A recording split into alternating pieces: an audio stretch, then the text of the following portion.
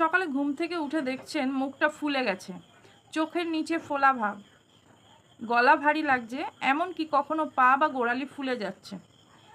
এটাকে কখনো সাধারণ সমস্যা ভেবে অবহেলা করবেন না। শরীরের কোনো অংশে অতিরিক্ত জল জমে গেলে তাকে ডাক্তারি ভাষায় এডিমা বলে। তবে মুখ ফোলা মানেই বড় কোনো রোগ নয়, কিছু সাধারণ কারণেও সকালে মুখ ফুলতে পারে।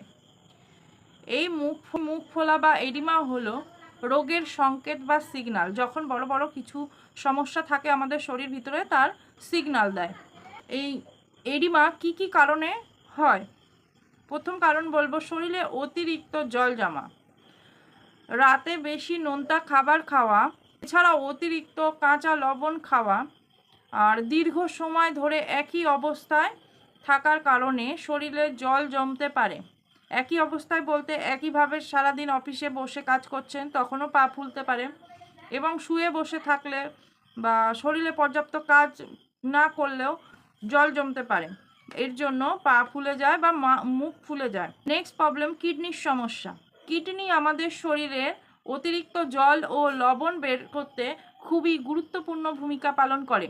এই কিডনির কার্যক্ষমতা কমে গেলে শরীরের বর্জ্য দূষিত পদার্থ বের করতে পারে না, যা জমে গিয়ে শরীরে জল জমা, চোখের চারপাশে ফোলা বা মুখ ফোলা ও পা ফোলা এবং গোড়ালি ফোলার মতো হয়ে যেতে পারে।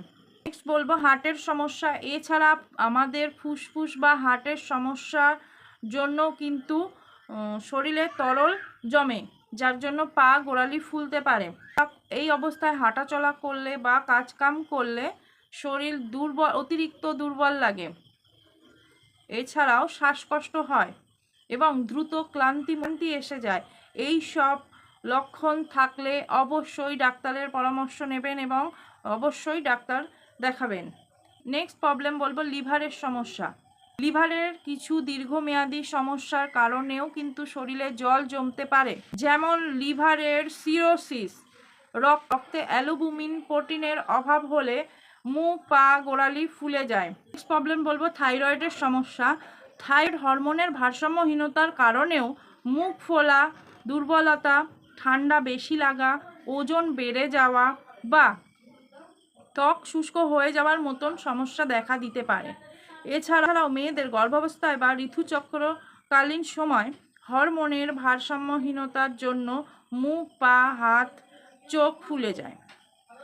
নেক্সট বলবো অ্যালার্জি। এছাড়া ধুলোবালি, কোনো খাবার, পলিউশন বা বায়ু দূষণ, ওষুধ, নানান রকম ওষুধের পার্শ্ব প্রতিক্রিয়া, নানান রকমের আধুনিক ক্রিমের থেকেও বিভিন্ন রকম অ্যালার্জির কারণেও হঠাৎ মুখ ফুলে যেতে পারে, ঠোঁট চোখ ফুলে যেতে পারে।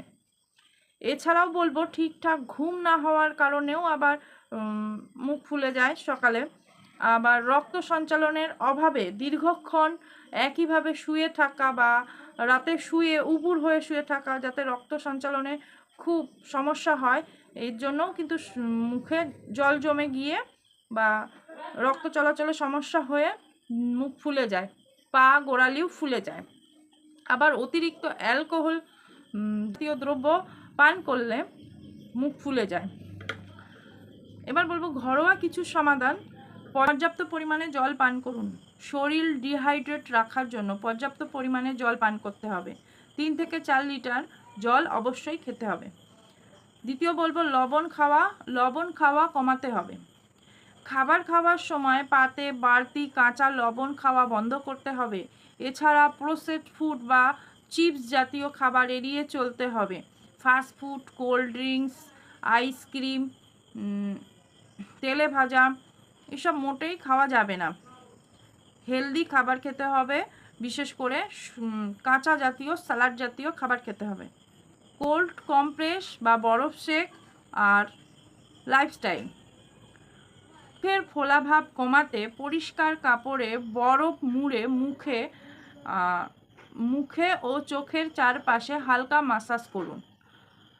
আর বলবো লাইফস্টাইল ঠিক করতে হবে অবশ্যই। পর্যাপ্ত রেস্ট ও ঘুম, এমনকি খাওয়া দাওয়া সময় মতো করতে হবে, না হলে শরীরে নিজের ব্যালেন্স হারিয়ে ফেলবে। এছাড়াও পর্যাপ্ত শরীরচর্চা অবশ্যই প্রয়োজন। নেক্সট বলবো পা উঁচুতে রাখা। যাদের প্রচণ্ড পরিমাণে পা ফুলে যাচ্ছে বা একই অবস্থায় বসে বসে পা ফুলে যাচ্ছে, তাদের ঘুমানোর সময় বা বিশ্রামের সময় পায়ের নিচে 1 থেকে 2টো বালিশ দিয়ে উঁচু রাখতে হবে, যাতে জলটা না গিয়ে পৌঁছায় আর না জমে। এতে পায়ে জল জমবে না। এছাড়াও খুব উঁচু বালিশ কিংবা খুব নিচু বালিশে মাথা দিয়ে ঘুমানো যাবে না।